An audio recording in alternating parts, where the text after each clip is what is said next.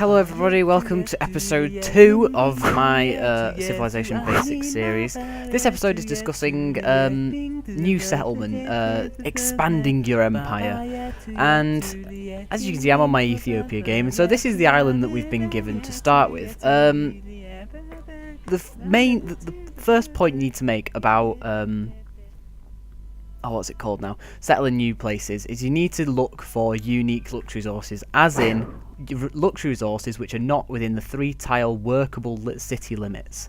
So let's see, we have dyes here, and we have silver. Now if you don't know what the luxury resources are, if you turn on your resource icons, which are here, and you tick that box there, all these come on.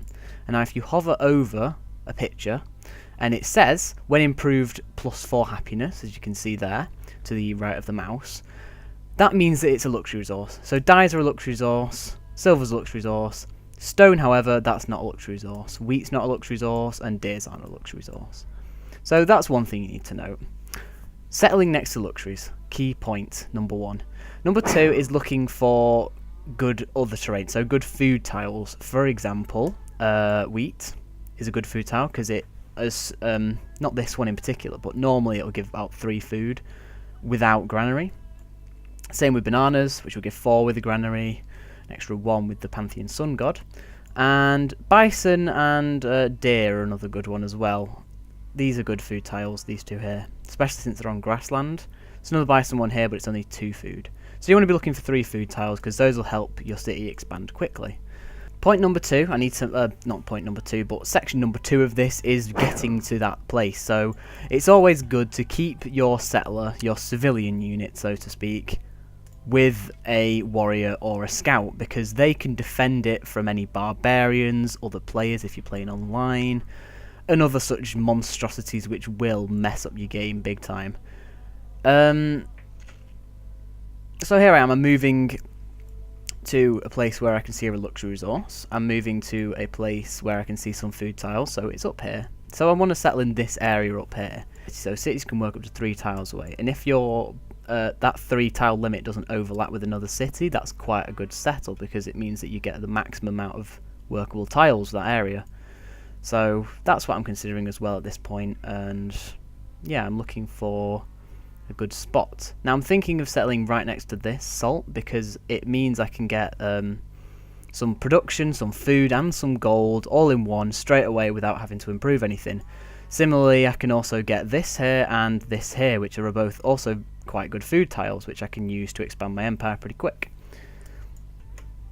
Okay, so as you can see, I am next to the city space, and there's a barbarian camp right next to it, but this doesn't matter too much because as soon as a city is founded, that barbarian encampment will get destroyed and you will get the gold for it, so that's quite useful to note. Another thing you want to look out for is hills, because these give good production slightly later. So I have one here, I've got one here, and I've got one here, and these within within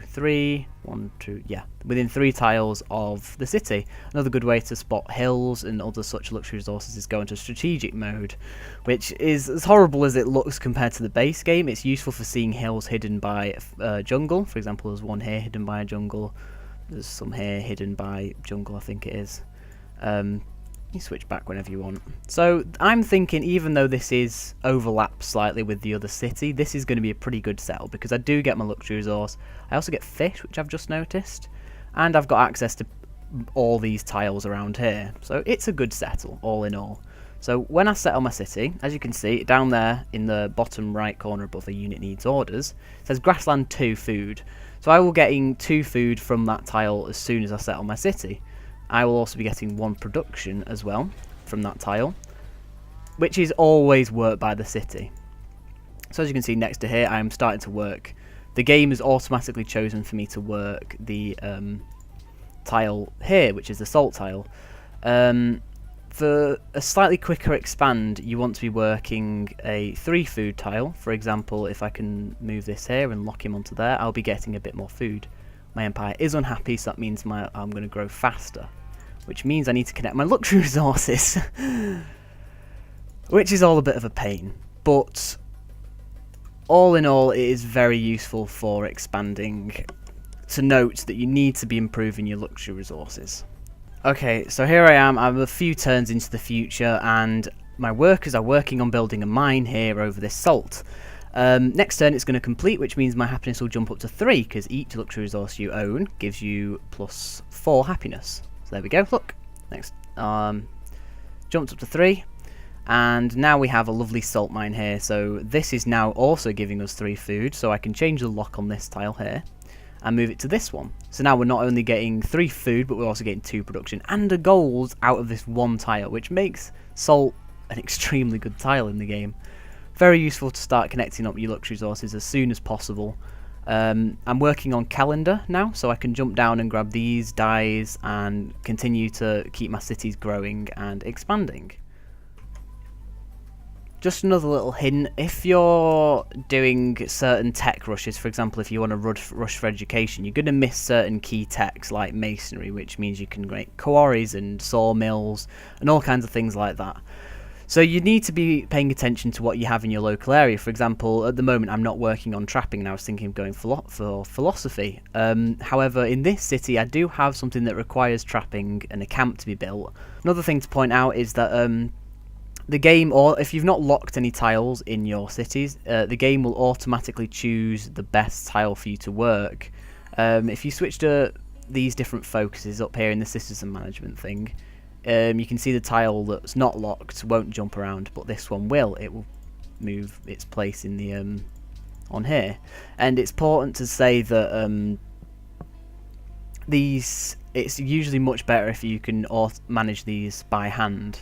For example, so I want it to be working this tile here, so that I'm getting that 3 food up until so my city starts growing faster.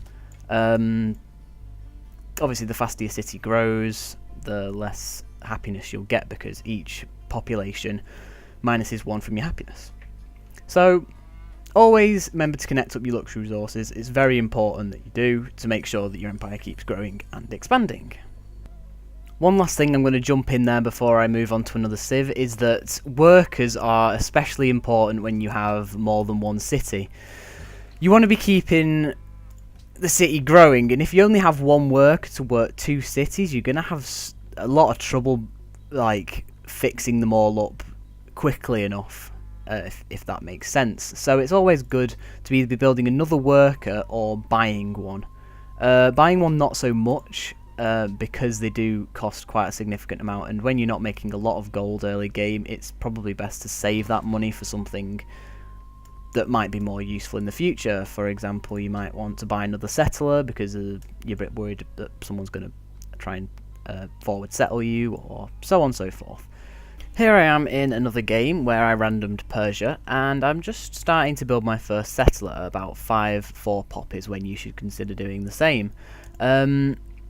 Okay, so it's important to note that with settlers, when you're building them, your city can never starve. Ever, ever, ever. It will always stay at 0 food the entire time that it's being built. When it's after it's been built, obviously the city will reset and it will start starving again. So it's important to say that you can just work these production tiles, like the highest production tiles you have in your city. So I'm working these ones at the moment, these 5 with my 5 citizens, since these are the only ones that actually have production at the moment. And this means I've got the most chance of getting it out faster. So it's gone from 8 turns to 6 turns, and it means that it will do much faster. It's pointless working any of these 3 food tiles because they won't give you any what's the word now?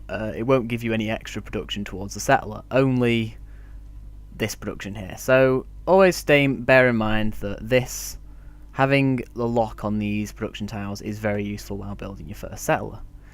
Okay, so here's an overview of the map, and I'm looking at where to settle. At the moment, there's not really looking that great places, because one of the best city spots I actually spotted is right here, which has already been settled by the enemy because it's got luxury resources, as we've pointed out. It's got luxury resource here, so it's got 2 luxuries in its workable range, a load of hills, so lots of production. It's on a river, which is very good. It's not on a hill though, which provides your city with an extra 2 production base, which is good for growing a bit faster.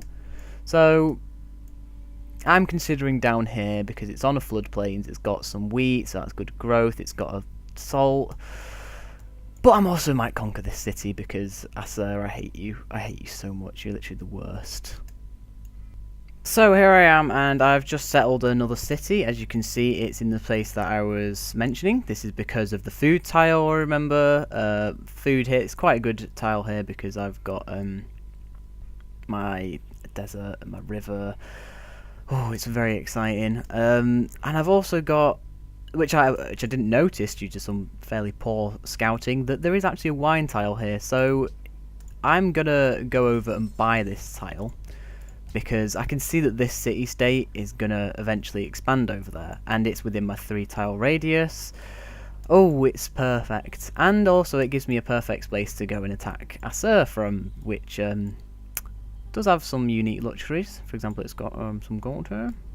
So I'm looking at a nice 4-city expand here, with maybe a conquered civ or 2 in there. Yeah, so scouting is extremely important when building your new cities, and obviously I didn't scout well enough to notice that there was wine here. So I'm quite happy with this expand here. I'm keeping sure my luxuries are up to date, and I'm going to need to move over my my worker over to here to fix up this tile. So anyway, yeah, I hope this video was a little bit better than my other ones. Thank you to all the lovely people on Reddit who mentioned things that I could change in them, how I can make them a bit better. I do appreciate it because it has means that I've sort of had a chance to reflect on what I've made. So yeah, thank you very much, guys. I hope I'll see you all very soon. Bye, everyone!